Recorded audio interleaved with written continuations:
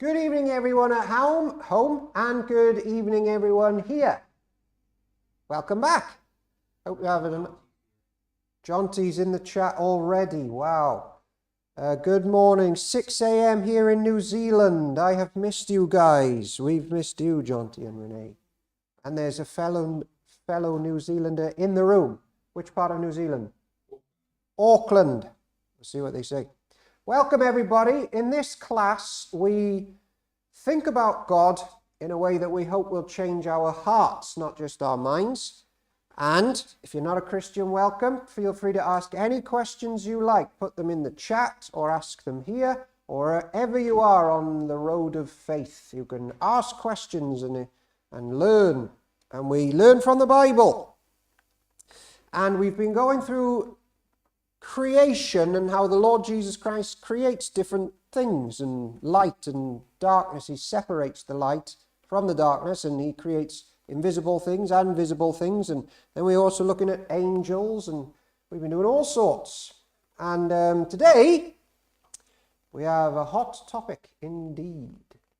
And the hot topic is this: the image of God. Human beings in the image of God. Okay? So, I have a question, and I'm going to ask it a few times and see if your answer changes throughout the night. Have you ever said to anyone, "You're made in the image of God"? Yeah? No? Yeah. Have you ever thought it? I'm made in the image of God. Okay. Have you ever said this? I'm made in the likeness of God. You ever said this to someone? You're made in the likeness of God.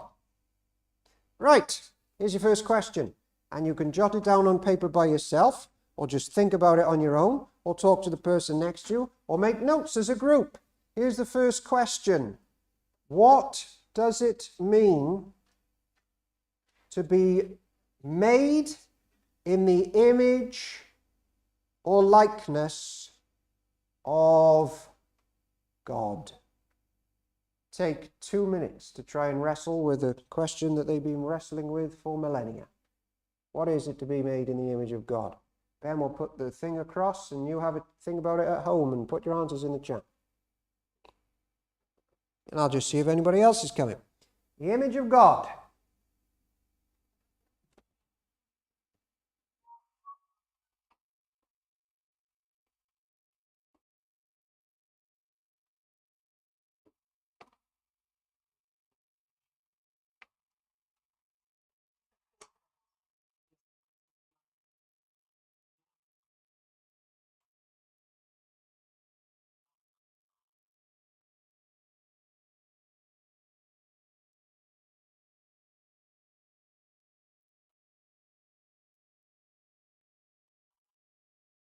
One minute.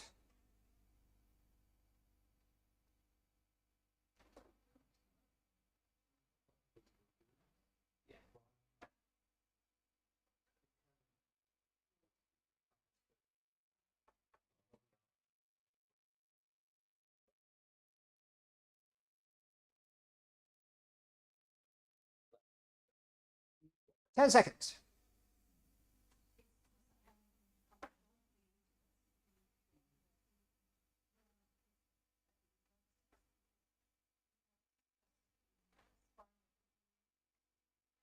All right, welcome back, everybody. This is just quick fire to start. What does it mean to be made in the image of God? By the way, Jeff, we live in Auckland. What part of Auckland? North Shore. Right, I'll get back to you in a minute. What is it to be... Takabuna? Takabuna. All right. What is it to be made in the image of God? Maybe you don't even think people are, but if you do, what do you think? The image of God. Any answers? Doesn't matter if you're wrong.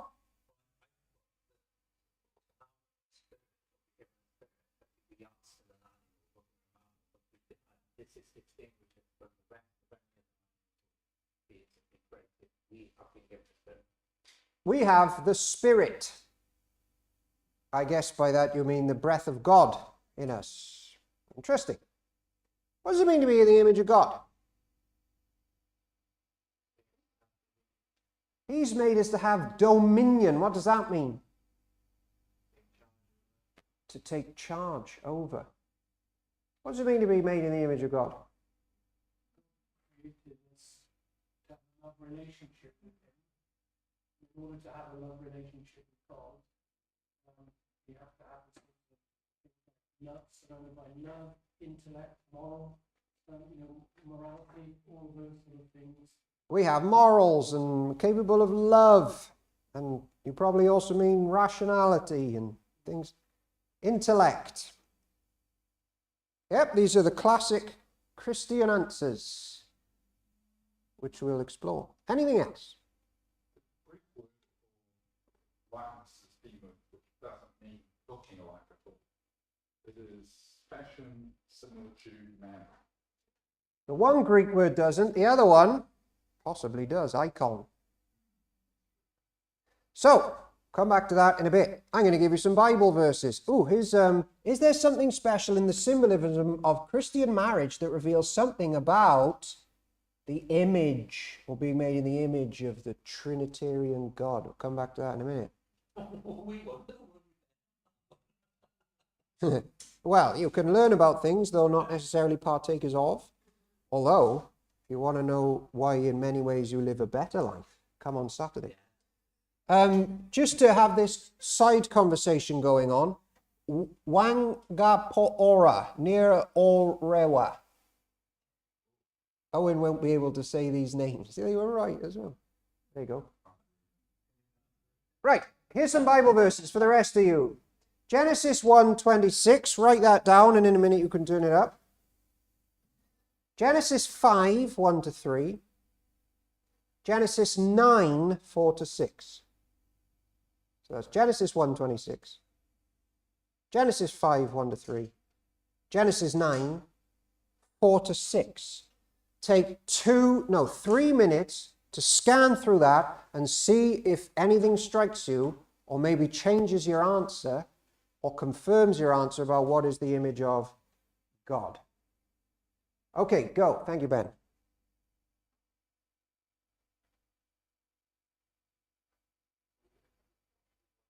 Yes.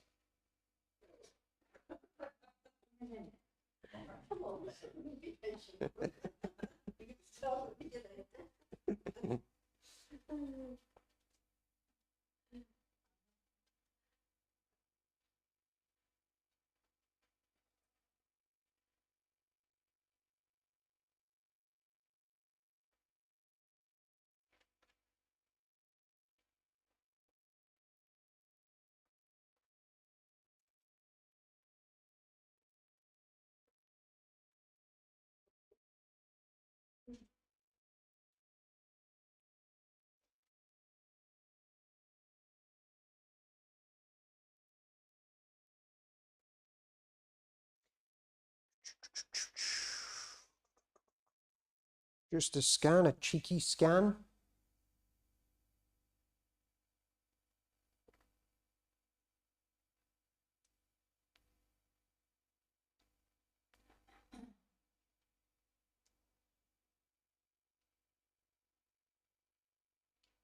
All right, 10 seconds.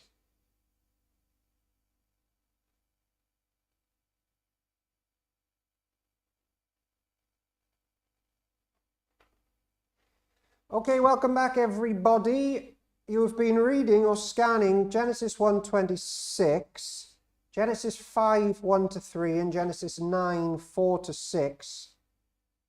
Anything strike anybody about those passages in this realm of what is it to be made in the image of God? Any thoughts to share?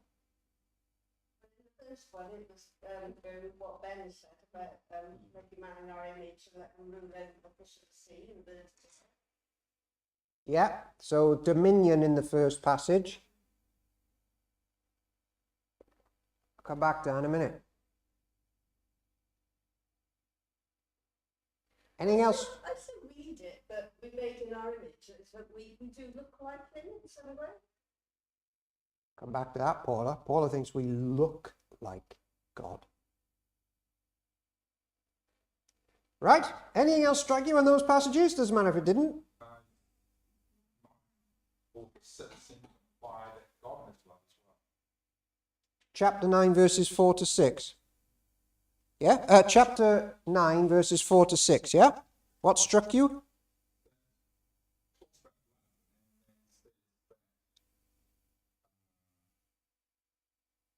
Hang on, have I given you the wrong... Oh, no, I haven't, yeah. By man shall Yeah, and that image actually is completely different from other image. yeah.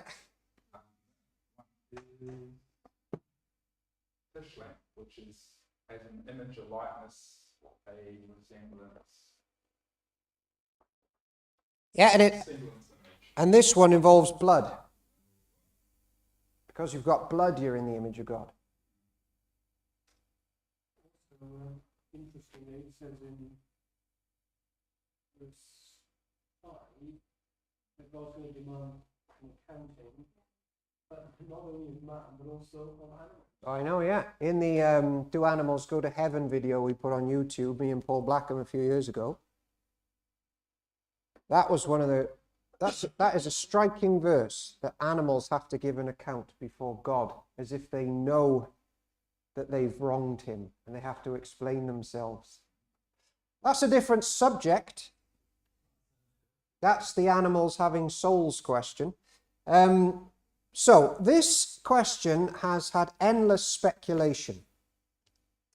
Justin Martyr and Irenaeus, from the 2nd century, do you agree with these? Said this: the image of God was our bodily form, and to be in the likeness of God means our interpersonal skills and the more spiritual side of us. So that's Justin Martyr and Irenaeus, church fathers, right?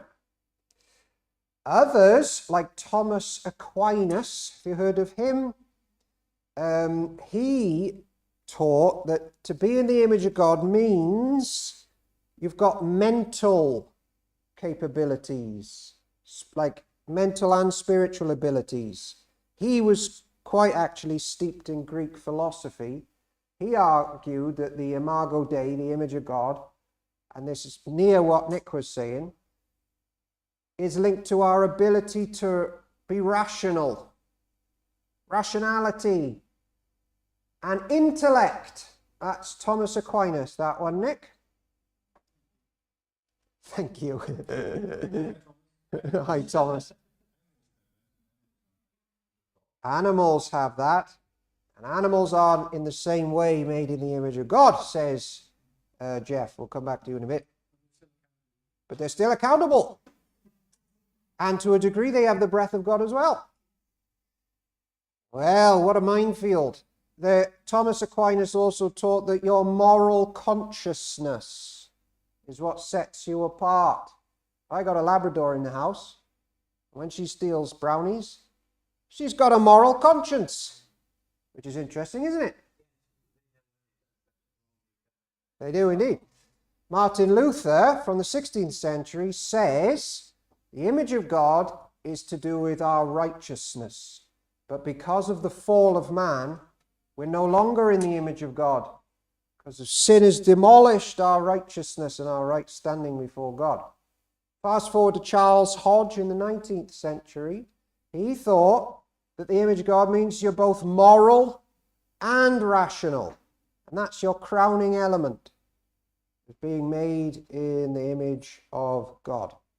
And then there was a more recent 20th century chap called Robert Harris. He was a Presbyterian. Can't trust that lot in America. He said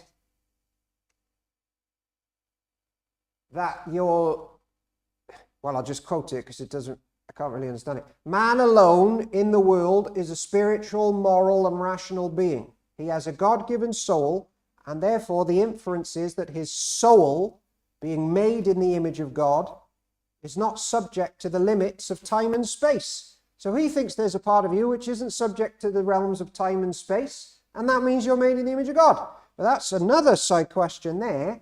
On what grounds does he think your souls are spaceless and timeless? Not a question that I want you to answer tonight. Because they're eternal, says Diane, but we're not answering that one tonight, right? In Genesis chapter 1, please turn there. I want to tackle something that Ben has suggested. Can somebody read Genesis 1, 27 to 28 in a loud voice? Hold on, I'll just check chat, see where we're at. Oh yeah, still got those New Zealand names up. Yep. Carry on. Someone read out Genesis 1, 27, 28, which Ben bases his answer on, that because you have dominion over things, therefore you are in the image of God. Somebody? So God created mankind in his own image. In the image of God, he created them. Male and female, he created them. God blessed them and said to them, be fruitful and increase in number. Fill the earth and subdue it. Rule over the fish in the sea and the birds in the sky and over every living creature that moves on the ground. So, lots of Christians read that passage and conclude that man and woman and their ability to rule over everything on earth is the image of God. It's linked with rule and dominion. But I got a problem with that. Why do I have a problem with that? Can anybody see something there which would make me have a problem with that direct understanding? Well, let me read from a daily reading book on this passage that I've got. Right? Say the power people, the image of God is about ruling. Well, not so fast. Actually, says this daily reading book, the image of God comes first so that humans get to rule. So the image isn't power. The power flows from the image. You're first made in the image of God, and flowing from being the image of God comes the ability to rule and have power. See the difference? No. So the idea that to rule is the image of God is not in that verse. To rule equals the image of God is not in that verse. The verse says you're made in the image of God, and therefore flowing from that down the line is an ability to rule. But you're first and foremost an image of God. Separate from rule, there's something that you are before you rule. And the ruling stuff comes from the image that you already are. A slight nod. Yeah? Clarify something for once. Yeah. Go on in, Ben.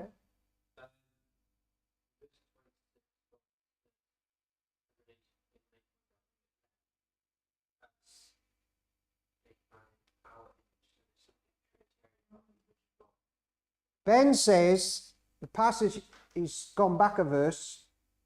God says, let us make man in our image. So there's something Trinitarian going on, which is what people in the chat have also said. I'm just trying to establish a point here that you are something before any ruly type stuff needs to happen. And should you ever rule, it's because you are something. Right? Okay. Come back to that in a bit. John Calvin. He's got an opinion on this, because he's got an opinion on everything, because he spent his whole life writing down his opinions. If you want his opinions, they're upstairs in the office. John Calvin felt that we should not limit the image of God to just one aspect of humanity. He said, it cannot be doubted that the proper seat of the image of God is the soul. But there is no part of you, not even your bodies, which is not adorned with the rays of the glories of the image of God. So John Calvin is thinking a bit like Paula over here, that body has something to do with the image of God, not just your souls, right? I'm now going to ask the question again, see if any of your opinions have changed so far. Take 1 minute. What is it to be made in the image of God? And then we're going to turn up some more verses. Take a minute. Thank you, Ben. What is it to be made in the image of God?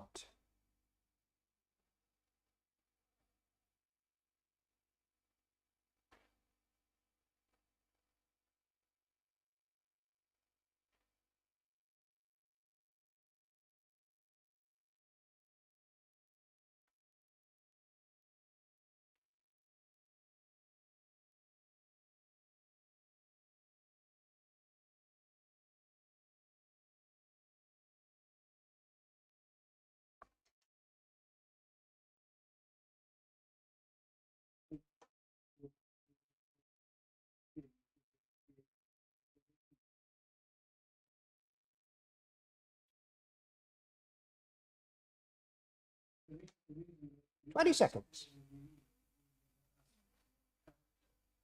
yeah, so that we can relate to God. Sick. It's all about relationship.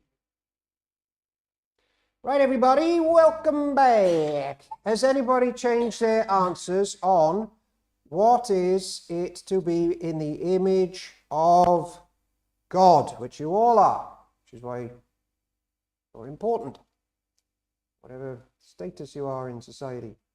No changes, no drastic changes. Right.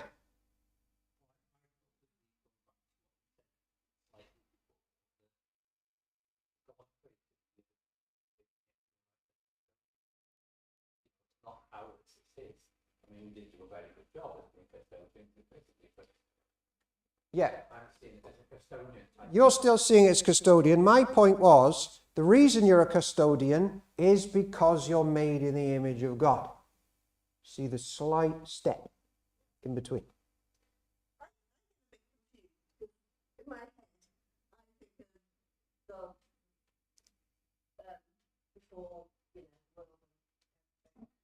the Trinity was living, but I don't think of them having physical form, because I can't see how they could have physical form. Yep. With bodies and what have you. So although I said we made an image of God, that means we look like God. Yep. I also can't imagine before Christ came to earth as a human that there was a physical element to that. I just don't know. If Paul is now asking if we look like God, which is her answer, how can we look like God because like what was he like before he had physical form? If there was ever such a state.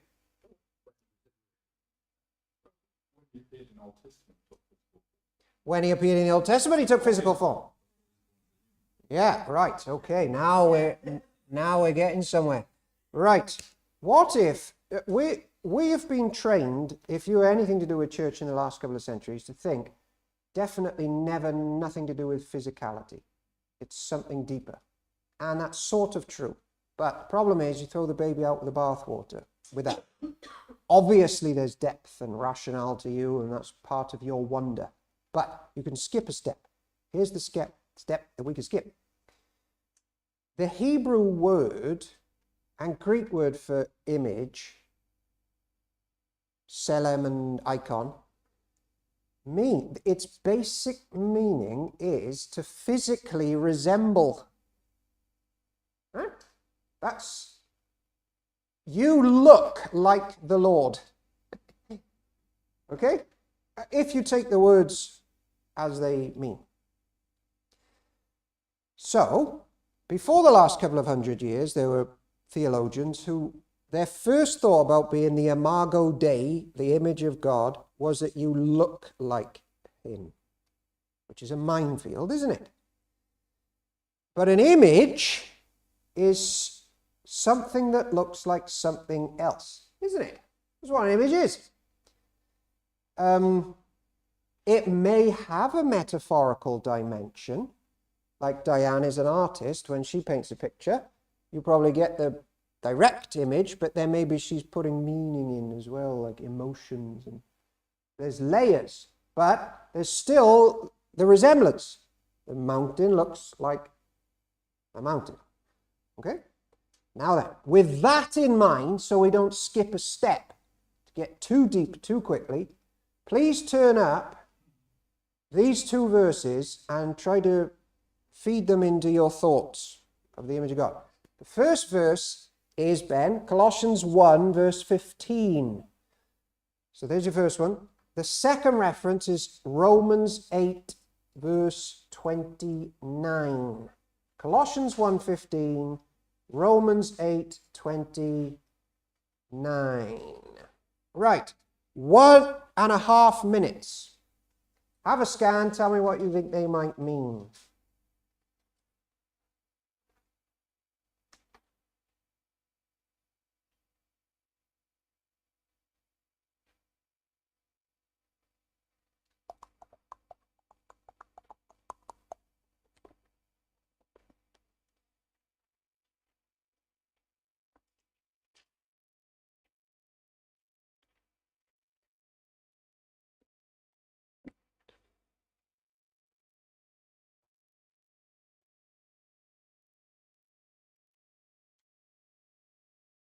Read it out in a bit.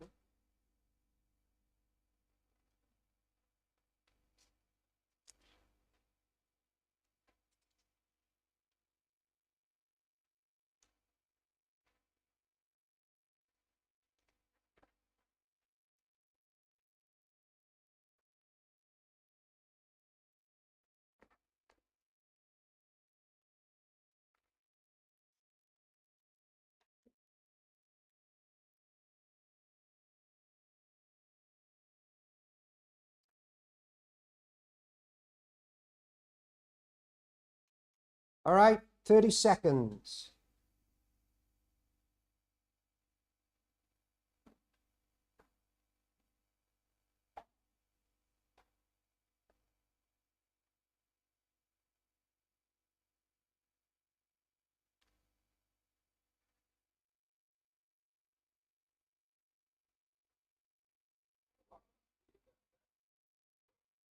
Right, welcome back everyone. So in that, I'm pushing us to start thinking that, to take the words as they mean, to look like and resemble. What on earth can that mean? Because we all look different for a start, to a degree. Maybe that's got something to do with it. Can someone read Colossians 1:15 and then someone else or the same person say why this wades in on this discussion? Colossians 1:15, anyone? It's the image of the invisible God, the firstborn over all creation. Jesus is the eternal image of God. Okay? What's that got to do with anything? Well, I'll tell you. If Jesus is the eternal image of God, maybe you look like him. If you've seen me, you've seen the Father. Someone read out Romans 8:29, please.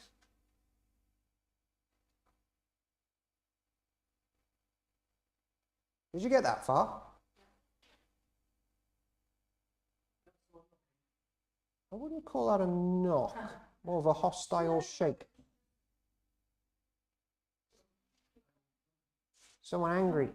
Romans 8, verse 29. For those God foreknew, he also predestined to be conformed to the likeness of his Son, that he might be the firstborn among many. Okay, I'll wait for Paula to come back. Okay, right. Romans 8:29 teaches that the ultimate destiny of humanity was always to be conformed to the image of God's Son. Right? Which there's why there's warnings, don't become like other icons. Worship the icon, the image. So, what about Jeff's point? God in the Old Testament, God the Son in the Old Testament. The term, right, when Jesus is born of Mary, he takes on flesh. right? That's the theological term. That term means way more than having physical form, because he appears a lot in the Bible before he's born of Mary in physical form, which is what Jeff said. Taking on flesh means joining humanity under its curse, fighting their battles, dying their death and rising again, which he did with the incarnate flesh that he took on. But he's had physical form in the Old Testament. He appears often like the Son of Man, like one of us, physical form. And that means we have a wonderful privilege given to us that we are little copies of him. Physical form, whether of flesh or before. And now listen to this mind-blowing, these two verses in 1 Corinthians 15, 47 to 48, which says we are created as copies of the man from heaven. Okay? Here's 1 Corinthians 15, 47 to 48. The first man was of the dust of the earth. The second man is of heaven. As was the earthly man, so are those who are of the earth. As is the heavenly man, so also are those who are of heaven. There's a heavenly man that we can be copies of. So bear that in mind and listen to this other verse I got for you. 2 Peter 1, 4. 2 Peter 1, 4. Through these he has given us his very great and precious promises, so that through them you may participate in the divine nature, having escaped the corruption of the world. You, as human beings, can partake in the divine nature, which means it's possible to be body and divine, bodily and partake in the things of God. So we don't always need to get rid of the idea that image and fellowship and spirituality has nothing to do with physical form. Yes, Ben, hello. The body surely has significance because the same way we saw him go. So he leaves a physical body, so we have a body now. Jesus has got that body forever. Forever.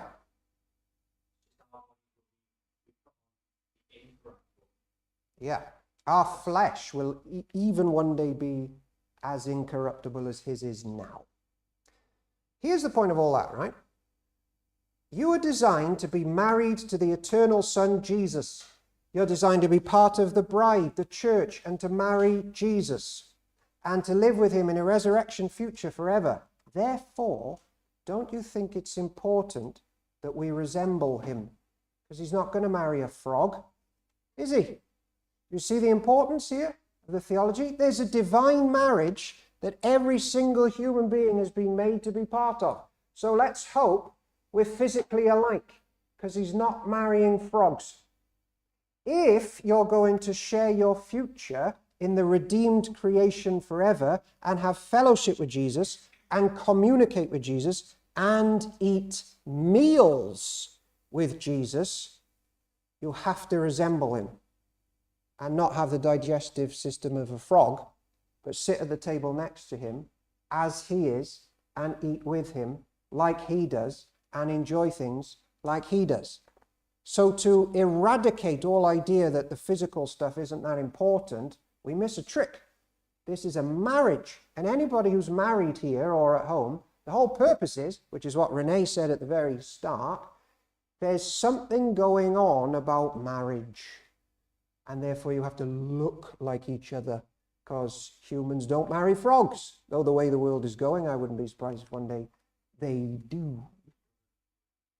How can you walk together if you're nothing like each other? Someone's put something in chat, are they? To be made in the image of God is to have the capacity to live justly and walk humbly in life and work. No doubt about it. But before we get to that step, I'm just making the physical points that we sometimes miss. Now then, please turn to Genesis chapter 5, 1 to 3, and at some point before long, I'm going to hammer home why this is really important to an age where people are asking, who am I? Just go to Genesis chapter 5, verses 1 to 3. And here's the question. When we think of all the different potential meanings of the image of God, how might verse 3 help us get a simple and obvious answer in a minefield of philosophy? Genesis 5, 1 to 3, verse 3 particularly. Take 30 seconds.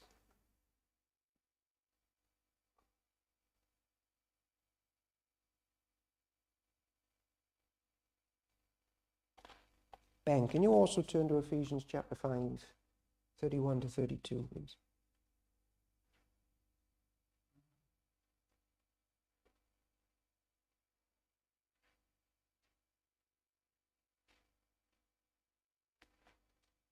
Right. Okay, Ben, thanks. If you do the doodah, wonderful. Hello. Yes, sir. God created Adam in his image. It's a perfect image. Yep. But we sin. Yep. There's a fall, and the image is no longer perfect. And every descendant was an image of that fallen man. Yeah. Indeed. Yep, the fall is affected. Romans 5 says Christ is the second Adam. When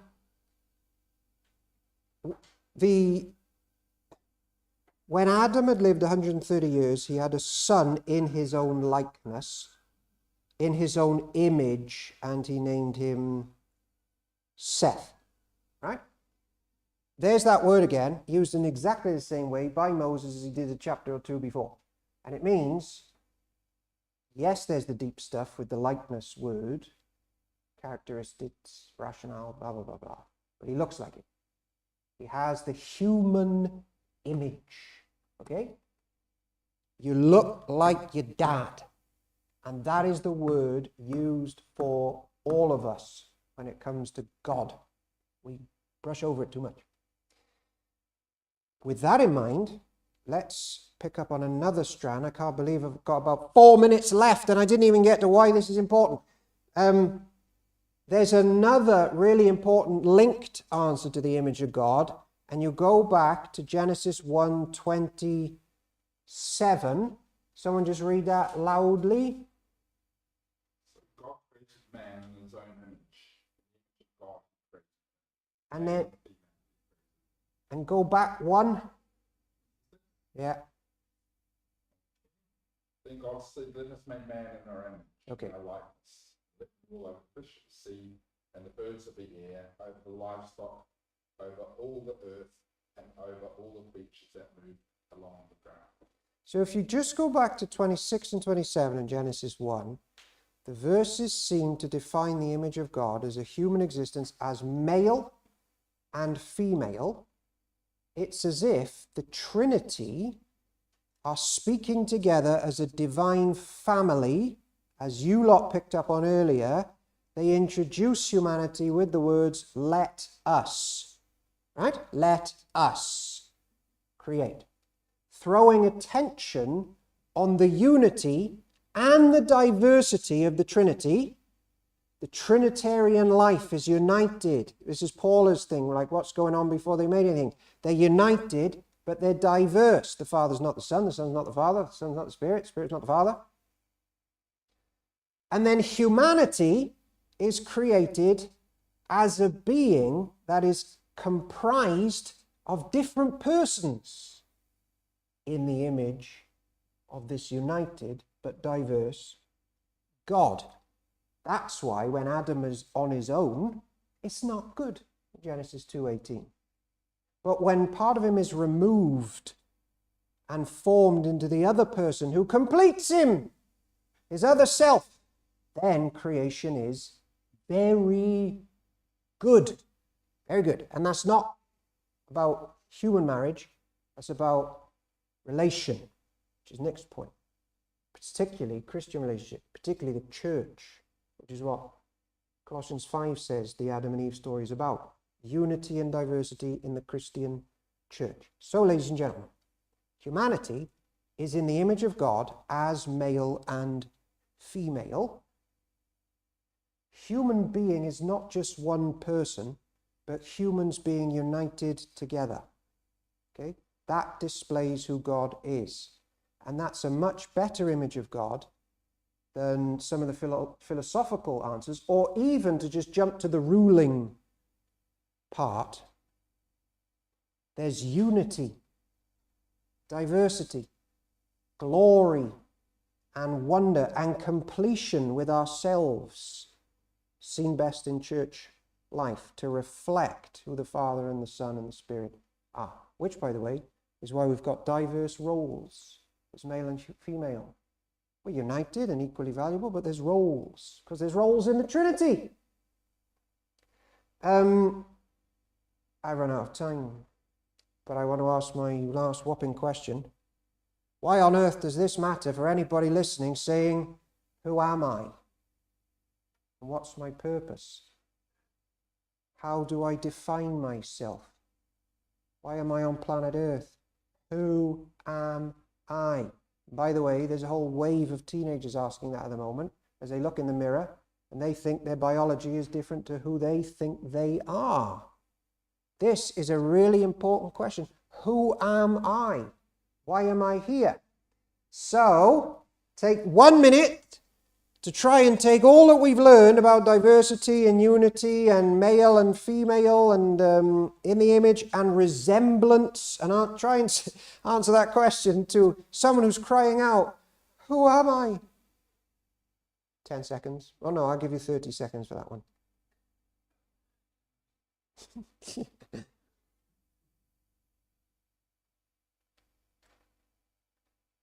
This is where the rubber hits the road, really, and where we can be really helpful to people in real life.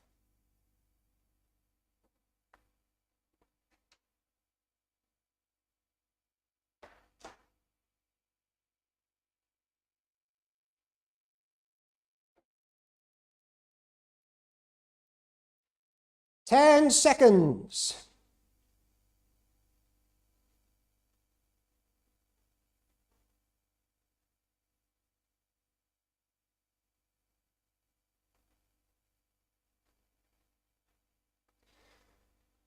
Right.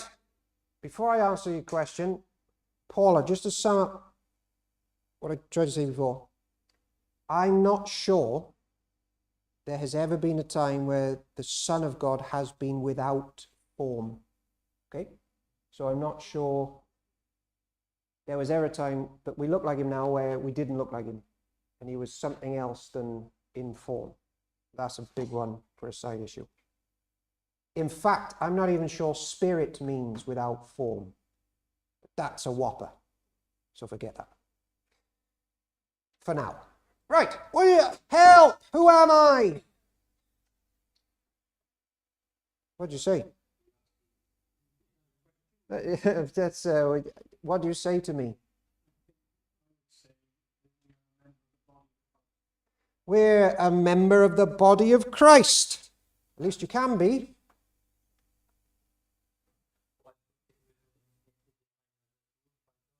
I've been knitted in my mother's womb, says the psalmist. There's a baby born soon, hopefully, with Paul and Paula's family. An image of God.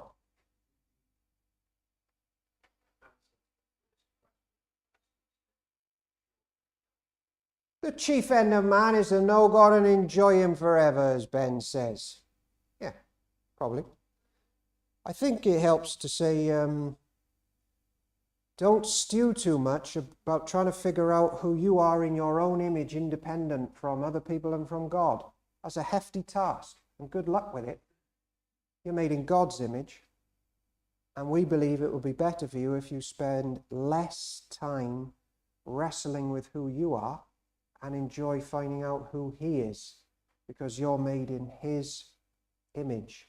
And you've been made a certain way, as you are, and you can know God and be more and more like him. You already resemble him, and you don't need drastic surgery as a young person to flourish as a human being, because there's someone whose image you're made in, and he has made you and loves you. Yes, Ben?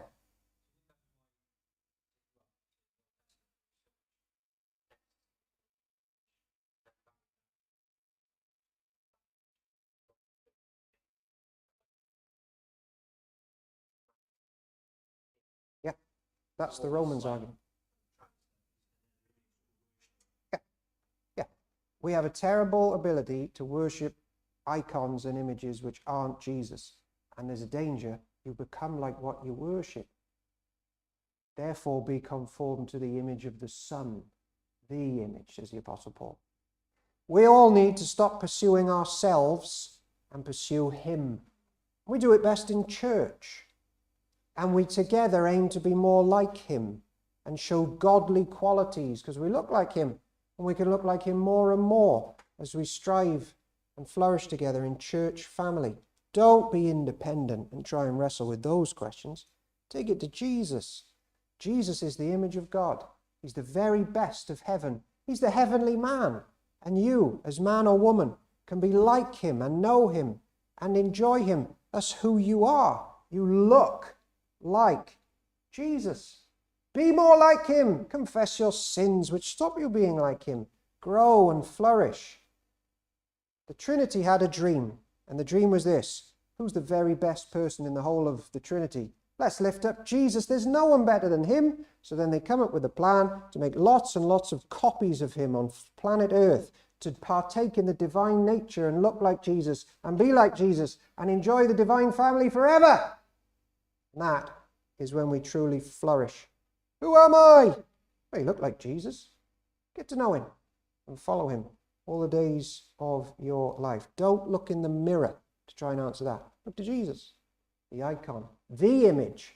Oh, and one last thought. You know how Adam messed everything up? He was told to look after the animals and do gardening, and he was rubbish at it. And now fast forward to our generation, we're rubbish at looking after the world, aren't we? And even looking after animals, and I can't even put my socks on without help. And we're not very good at ruling the way Jesus said the image bearers should. Adam messed it up. Along comes Jesus. Hey, he's called a gardener. He's the one that actually does humanity well. He's like the good version of us. Why wouldn't we want to be like him?